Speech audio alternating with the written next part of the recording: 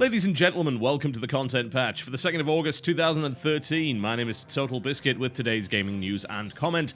Coming up in the show, accusations of collusion within the fighting game scene lead to the standardization of rule sets for tournaments, and a potential sequel to XCOM Enemy Unknown outed by the South Korean ratings board. This and the OC Remix track of the day is coming your way right about now.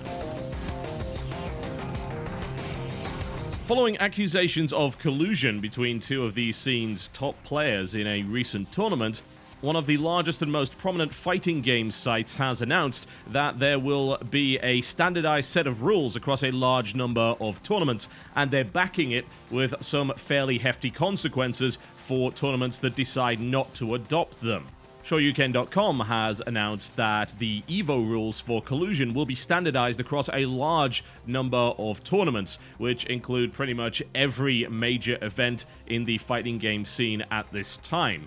The rule specifically states that collusion of any kind with your competitor is considered cheating. If the tournament director determines that any competitor is colluding to manipulate the results or intentionally underperforming, the collaborating players may be immediately disqualified. This determination is to be made at the sole discretion of the tournament director. Anyone disqualified in this manner forfeits all rights to any titles or prizes they may have otherwise earned for that tournament. Now, the firepower that actually backs this up is an agreement between two of the large fighting game sites, that being Shoryuken and Event Hubs, to only cover events that actually include that rule and enforce it in their tournament. They will flat out refuse to cover events that don't. This has been backed by Mad Catz, who manufactures some of the more popular fight sticks and is also a big supporter of the fighting game esports scene, that have also said they will only support events that institute such rules in order to preserve the legitimacy of said events. Well, I mean, there's nothing wrong with any of that, is there?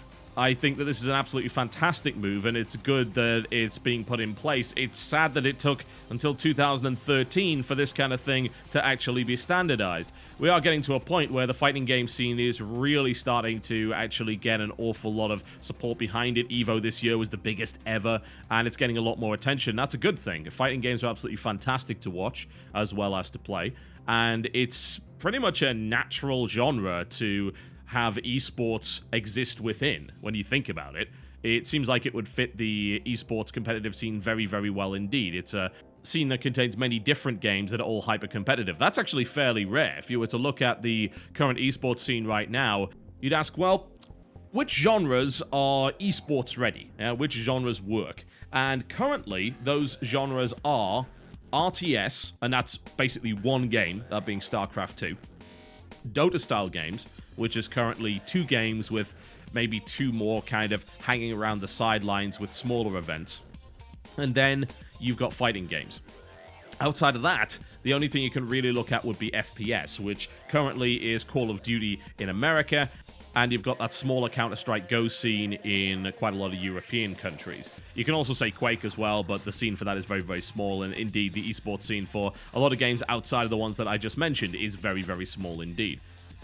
It makes sense. And interestingly enough, the fighting game scene has a ton of games that are considered competitive esports. Think about the games that actually got views during EVO. It's crazy, really, when you think about it, how many of them got watched in large numbers. It wasn't just Smash, it wasn't just Street Fighter, it wasn't just Marvel vs. Capcom. There are a lot of games that actually get the views and have a scene behind them. And there's no other genre in gaming that actually has that, as far as I can tell. Not to those kind of numbers. And that's impressive. That's really, really cool. But why on earth did you not have this rule in the first place for most of these tournaments? It's good that it's finally getting put into place, though, because this stuff happens way more than you might think. And it can come down to a number of different factors. At the end of the day, you don't make a lot of money with the pro gaming career.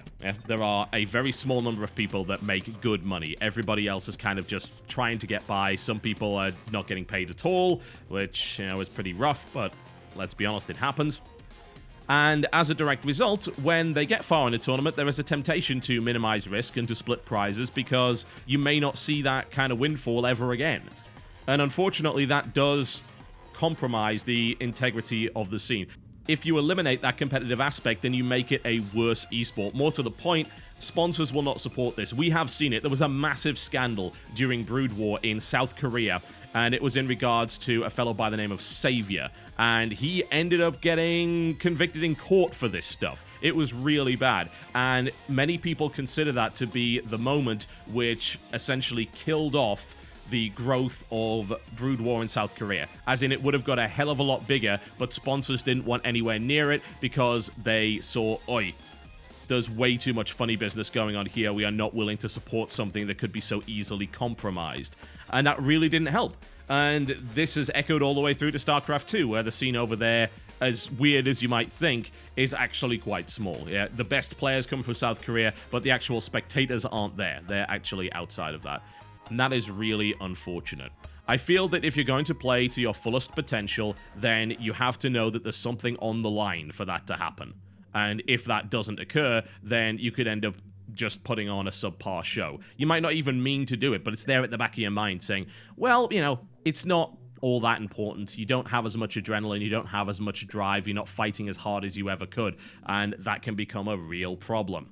What I also feel should actually be mentioned in this is the idea that tournament structure does have a role to play in avoiding a lot of these kind of situations.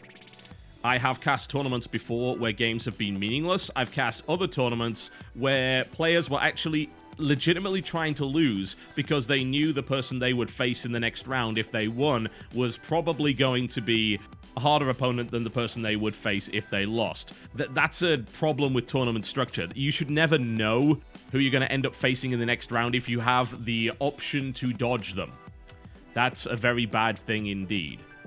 I think that you can very easily avoid that with tournament structures, and you can also try and avoid meaningless matches. There are certain tournament structures that have gained popularity within StarCraft 2 that avoid meaningless matches. The dual tournament system that was used by GOM TV and has now been adopted by all of the WCS tournaments, as well as a variety of independent tournaments throughout the world, is designed to make every match count. And for the most part, it does. You can still end up in this weird situation where a player has actually won more maps than he's lost against someone who he ended up playing twice, and then he still loses and ends up going out. But that's just the nature of the system. It doesn't really count maps won. All that matters is series won, not maps won, right? The map score doesn't really count in that respect at all. So that kind of thing can work. I think that's a pretty effective way of doing things. As, of course, can the classic single elimination and, to some degree, double elimination, although there are problems with that as well in the sense that some people believe you should have a harder road in the double elimination bracket, and as a direct result, you should be penalized for facing the same guy twice if you happen to lose to him the first time. Major League Gaming being probably the most infamous example of a company that actually enforces that particular rule. Anyway, it's really good that this is happening, and I am very impressed to see both Event Hubs and Shoryuken actually put a really hard stance on it and say, look, we will not support this at all. Great. Absolutely fantastic. I'm really happy to hear that, and hopefully the fighting game scene continues to grow at the pace it currently is, because it's really fun to watch. And finally, yes, I know, there's not all that much news this week, but an interesting little tidbit for you from Rock Paper Shotgun, who have reported that a mysterious entry for a video game by the name of XCOM Enemy Within has appeared on the South Korean Ratings Board website. Publishers 2K, speaking to Eurogamer, confirmed that the title will be unveiled at Gamescom later this month, but we don't exactly know what it is. Now, of course, I imagine a lot of people are hoping for a sequel to XCOM Enemy Unknown, but it could potentially, of course, just be an expansion pack. Or it could be something else entirely, who knows? It might just be DLC. It's hard to say. Whatever the case, with the Bureau coming out this month, it looks like it's going to be a pretty good year for XCOM lovers. The question, I suppose, is, if there were going to be a sequel, what would have to be done to make it better? XCOM was, I think, the game, aside from some multiplayer stuff like Dota and things like that, that I spent the most time with over the course of the last 12 months. I think I put 90 hours into that game. And I've come to some conclusions on it, based on my experience. For me, I experienced every last bug that that game had to offer, and it was infuriating, I have to say. I also experienced some of the more deep-seated problems that the system actually has, and I have certain hopes for a sequel. A lot of people complained about the size of the squad, and frankly, I was okay with it. Going back to a title like Xenonauts, or even just back to the older XCOM games, managing upwards of 20 troops was just a little bit too much. It's in that kind of situation that I would prefer it actually be a real-time tactics game. I really, really would. If you're going to require me to move that many characters, then I think it comes down to it just becoming fiddly and taking up way too much of your time. I think a team of 6 is entirely manageable. I think that's a reasonable number. Start with 4, build it up to 6. That sounds good to me. It means that individual troopers actually matter a little bit more as well, so you can add a little bit of tension in there, and it keeps the pace of the game going nicely. I think it's a nice balance. However, if you're going to restrict the game to 6 troopers, then don't restrict it to only 1 team, 1 Sky Ranger, and 1 base. That's one of the biggest design bugbears that I had with XCOM. In previous XCOM games, you could have multiple bases. More to the point, those bases could be invaded, which was absolutely fantastic. You'd have to build defenses and actually fight to keep that base alive, and if you lost it, well, tough. You lost influence in that particular area, which I think is a significantly better way of doing things than having to rely on satellite networks and stuff like that. So I would love to see that put into a sequel. Multiple bases, multiple Sky Rangers. Why should I have to make some ridiculous choice about where I actually go in order to rescue people? Why do I have to leave 2/3 of the people out in the cold? I don't. I have so much money. Let me build more guys. I have 20 troops and apparently I only have 1 plane. Yet I can station 4 interceptors on every continent that also happen to be alien spaceships. And you're telling me I can only get 1 transport plane? Yeah, just get over that. Secondly, I would like to see more depth in the actual tech tree itself. It was a little disappointing to see that the research was somewhat limited, and a lot of it was kind of useless. These little consumables that you could use for your interceptors, they were kind of a waste of time, and frankly, the air combat was just not fleshed out in any way, shape, or form, which again was a little bit of a disappointment. You know, that was a great opportunity. Could have done something with that, but they decided not to. It would have been nice to see that be way, way more engaging. However, that's a bunch of criticisms that I have of the content of the game. The biggest problems I have with that game are the fact that it just refuses to abide by its own rules, and there's all sorts of problems that tie into that. Like, for instance, the fact that the game refuses to give you good information as to whether or not you are about to fire at an enemy which is in hard or soft cover. And you might say, well, it does tell you. Look at the little shield emblems. No. The thing is that it's limited with the 2 movement system, right? I want to move into position and take a shot. But I can't do that because I might not actually get a good shot at them, even though looking at the lines of sight, it looks like I would, right? We've got a guy who supposedly is in hard cover, yet I am standing in a position where I can pretty much shoot straight at him and the cover's like to his left or his right, and yet it still counts as being in hard cover.